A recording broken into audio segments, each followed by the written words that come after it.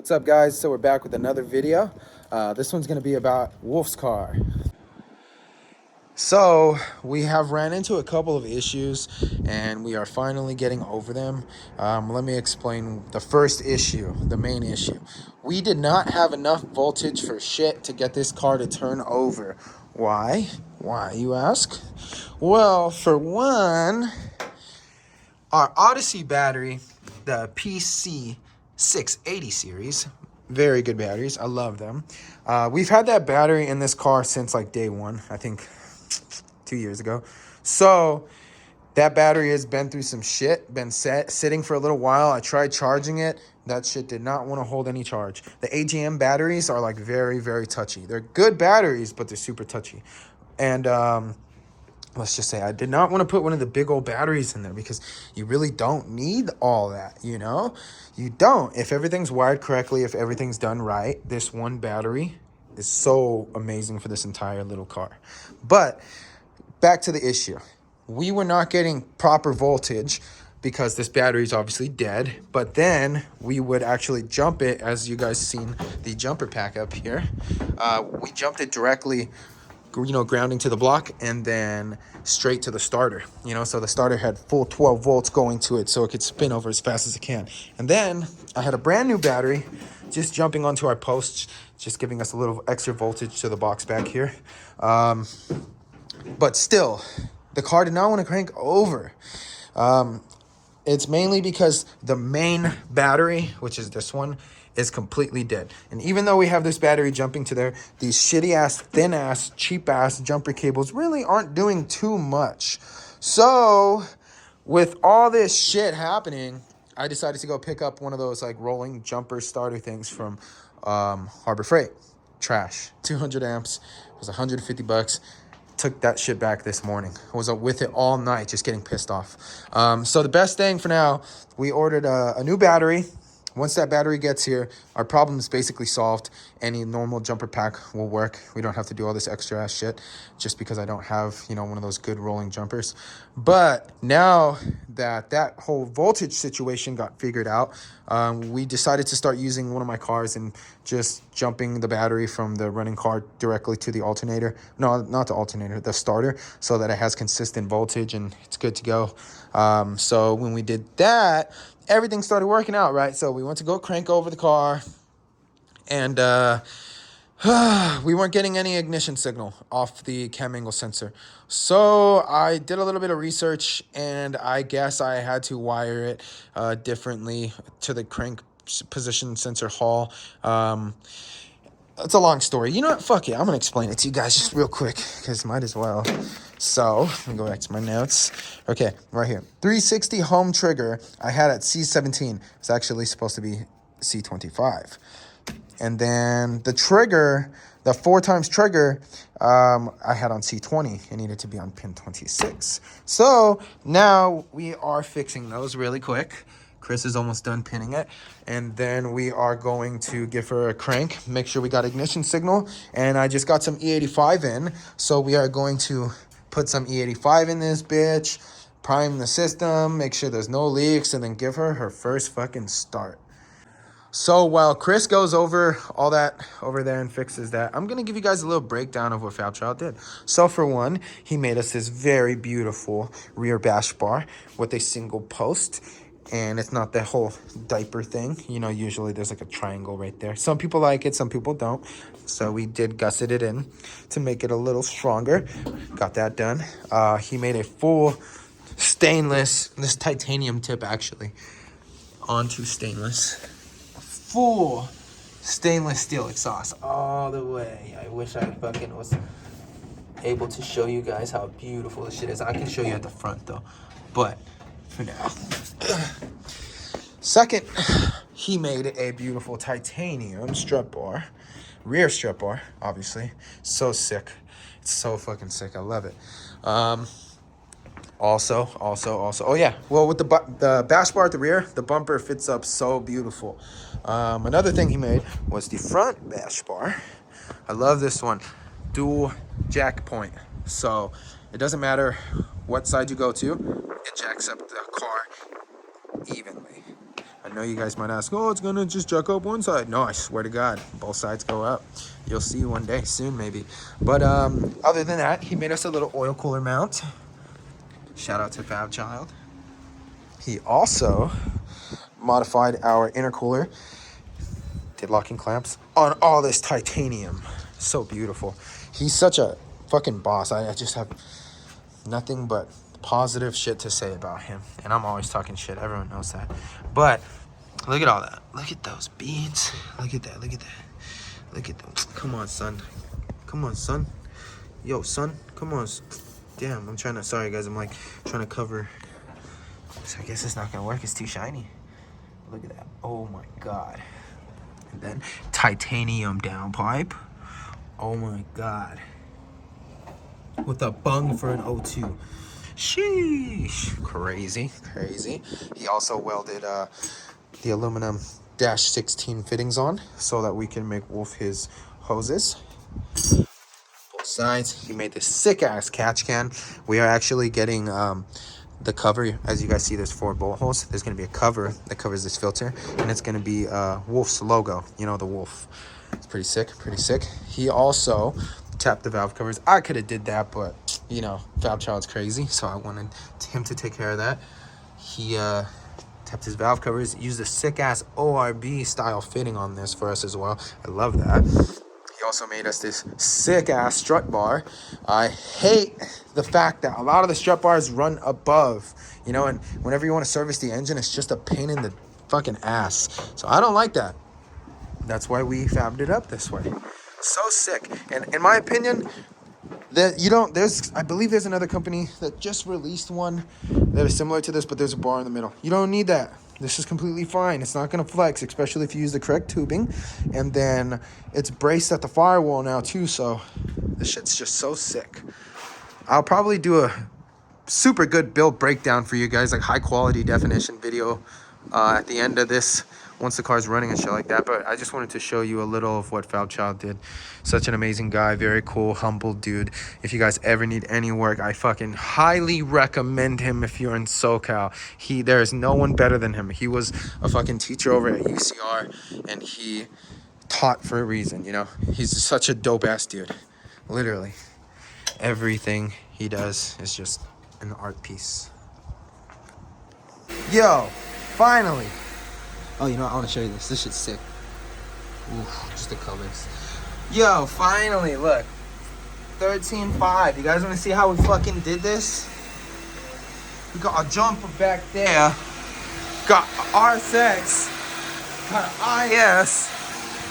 One's on the post. One's to the starter. This shit has to crank now. Okay, so for temporary, we just realized that we had posts right there. So we got really short battery lines, and we just made them right now, just in case he ever needs a battery for this situation. But, so now that we have voltage, we're having another issue. We are only getting ignition power and sync state. We should be getting spark probability and injector probability. And for some reason, we aren't. And we have even flipped the cam angle sensors, VR positive and negative multiple times, checked everything from the computer. We're obviously getting the correct signals. I'll show you right now. Go ahead and turn it when I say go.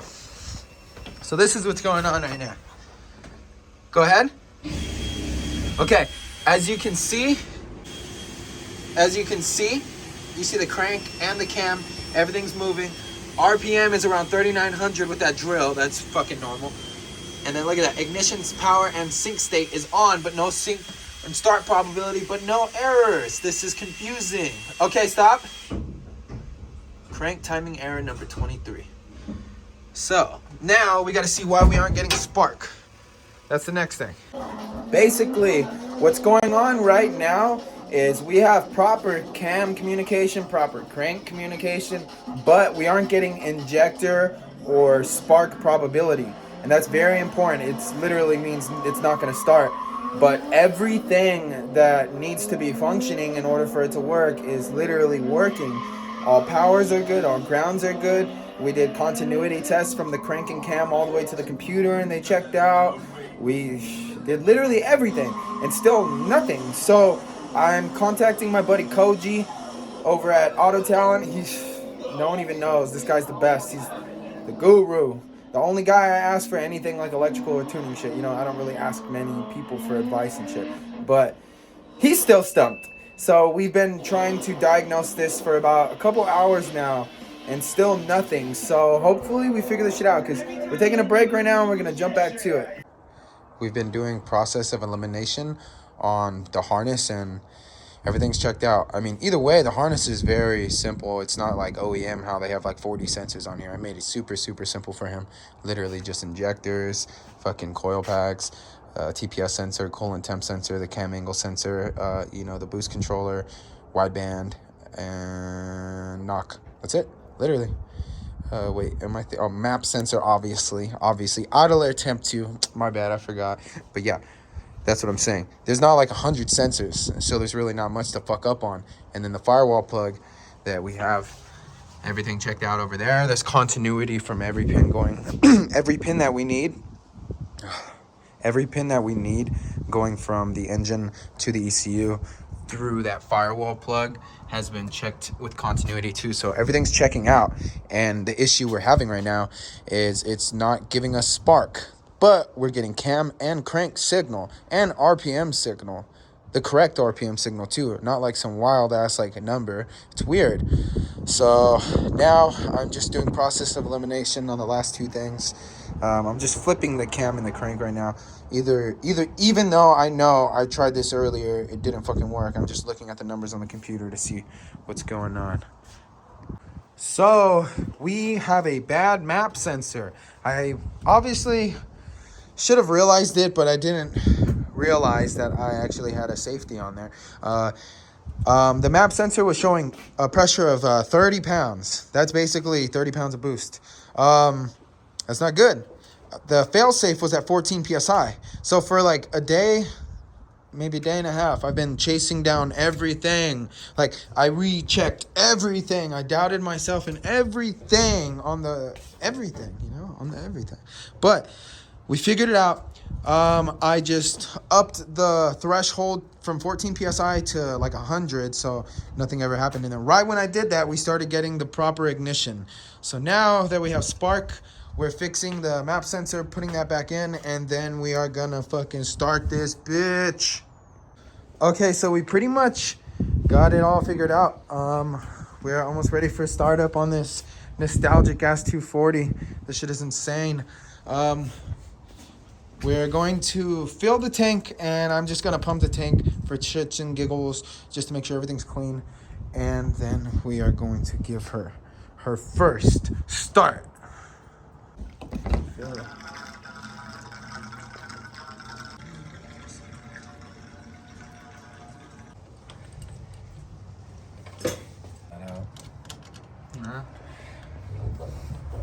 You ready? Yeah.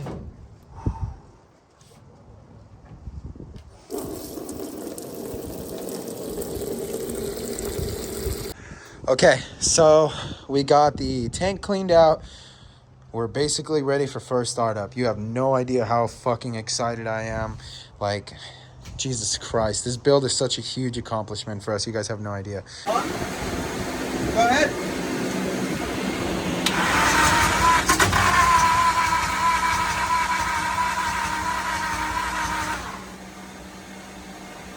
Keep it on, keep it on.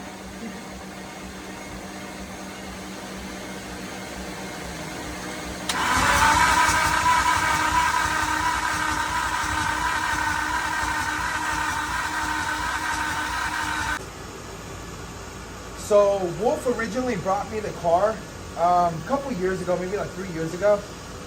No, not 3 years ago, like about 2 years ago, almost 3. So he brought it to me, nothing like this. Just with the motor, nothing the way it is. Just like half-assed together, no seats, no interior, no nothing. So I asked him, what do you want to do with the car? He's like, I just want to get it running. So we got it running, did a couple things to it, give him a chassis harness, wired it up, took it to the dyno to get tuned. And then my buddy Koji told me that we were not getting oil to the actual head. Usually that's very common on SRs. The little squirters that go above it, it's like a rail, they get clogged.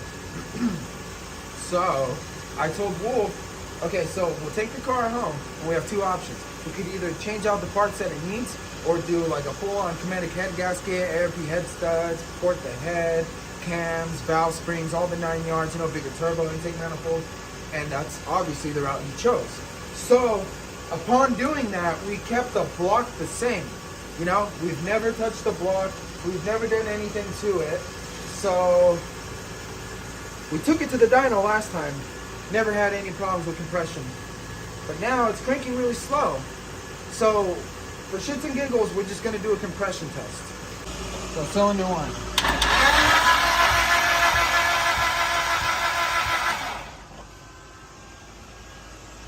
Let me double check and make sure that's screwed in. It is. It is. No way, bro. Fixing it. Okay, before we condemn this fucking block, I just want to do something. I want to take off the valve cover and make sure the actual mechanical timing is good. Like, look at this beautiful valve train. BC cams, valve springs, retainers. Okay, so unfortunately, I taught Jaime perfectly well, and he did the mechanical timing perfect. Rings are bad. We have low compression in the block. So what I'm just going to suggest to Wolf is that we pull it, motor's not knocking, rods aren't knocking, we get everything reconditioned and then put ACL bearings, all just beef up everything cheap, nice and good, and then we could take 500 horsepower like all the other SRs I do. It already has the head work done. This is a freshly done head. Motor hasn't even been fucking ran, so we could just take off the head, salvage that, just put the block together, and then that's pretty much it. Throw it back in. It's not that difficult, honestly. I mean, we got everything already situated on the car to make it run at least, and it's going to be an easy fucking job to remove this engine at, honestly, but it just fucking sucks, you know. Unfortunately, we got to do what we got to do for my boy, and I'm trying to get this shit up as fast as I can, so if he gives me the go, we'll probably start pulling this shit tomorrow, honestly. Okay, so before I give up, you know me, I don't give up too easy. We are going to try one last technique. So basically, we are going to be adding some oil, some VR1, into the actual cylinders, all 4 of them. And what that's going to do is it's going to create a little gasket, you know, just a little bit of oil, so that once the piston is going up and down, it creates some compression. You know, the air isn't going to go straight down and into the crankcase. And the theory is this: as the engine starts moving and starting because of the oil, the ring hopefully is just stuck right now on the piston. Because look, here's a great example. This is an actual SR20 piston. So do you guys see how this shit squeezes in and out, squeezes in and out? Sometimes they get stuck. They're supposed to be able to move. And if they get stuck, you're going to have no compression, or you're going to lose compression, especially if it is an old engine. So this is an old engine. So right now, like I said, we're going to be pouring a cap full of oil into each cylinder and trying to start it. It should start. And if it starts and the rings get unstuck, that was our issue. And we are good to go. We don't have to worry about rebuild or none of that fucking not fun shit. But unfortunately, if it does start and it just dies out and it doesn't work out, we need to rebuild the motor. Go.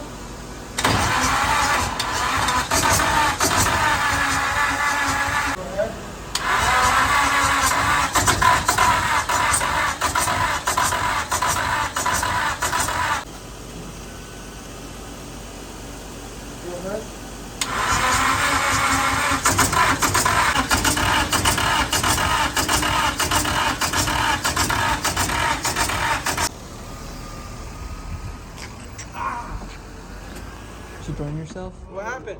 That shit hot. The starter? Yeah, touch it.